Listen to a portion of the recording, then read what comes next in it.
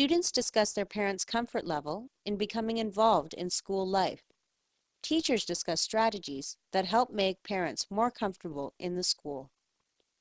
We also have access to interpreters to help us with parent-teacher interviews, and we have translators who can translate the very important documents that the parents need to understand when they're sent home. We have an organization called SEPT Workers. They are a settlement and educational partnership in Toronto, and they have been a wonderful addition in recent years because these are the people that represent the different languages in our school and cultures, and they are able to make the connections with the parents and also help us out with the children from time to time. And they are in our school for usually 2 or 3 days a week, so we have good access to them. And they can make phone calls home to parents to if a teacher has a particular issue that they need to have the parents know about. So that's a wonderful service that we have.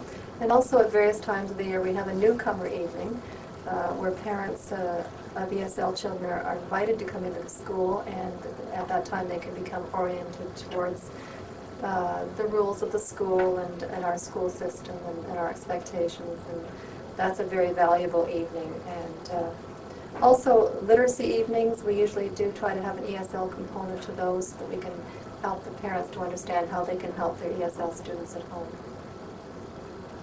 Something else that our school, when a note goes home, we have had many of the notes translated, and for example, if there's a note going home in English, if there's room on the back, it may be printed in Russian as well, or the paper will be English with Korean on the back, depending on availability. Sometimes it's just a separate note in Russian or separate note in Korean, and we know our children and we know which children would need that separate note, so that again helps the parents because they too are ESL learners and they're learning a new language.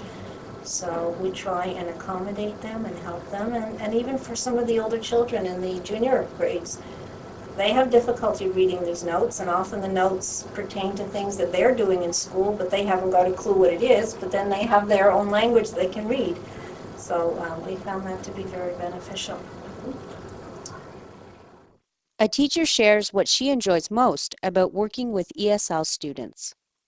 Well, one thing that we didn't really get to say that we talked about, and we both had the same sort of answer to that.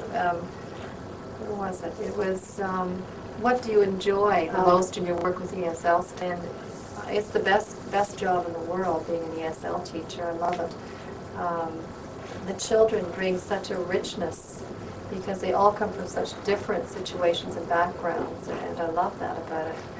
And that first time you get that look of recognition, you actually see a child that wasn't speaking any English or understanding any English, suddenly they're actually listening to your lesson and watching you, and you can tell that they're understanding, comprehending what you're saying to them.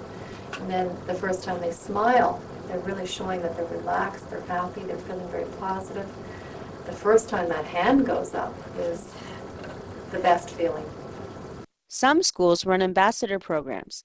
This is where students in the school are responsible for receiving new ESL students and facilitating their transition into their new school. We also, at the beginning of every year, we have student ambassadors that we train, usually from grades 5 and 6, that are trained to meet newcomers and their families and perhaps give them a tour of the school and so on.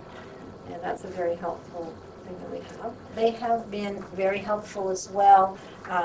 Again, when a student arrives in the middle of the year and comes in the morning and classes haven't yet assembled, but then they're sitting in the office and they have to go to their new class, the student ambassadors have been called to meet them at the office and escort them with their parents to the class, introduce them, show them a little bit of the way, and they're wonderful in that way, and it's usually children who will speak the language of the new child coming in.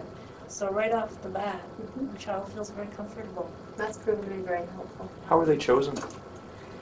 I guess they're chosen mainly by their own classroom teacher, because that teacher knows them well enough to know will they be able to have the confidence to carry this out and so on.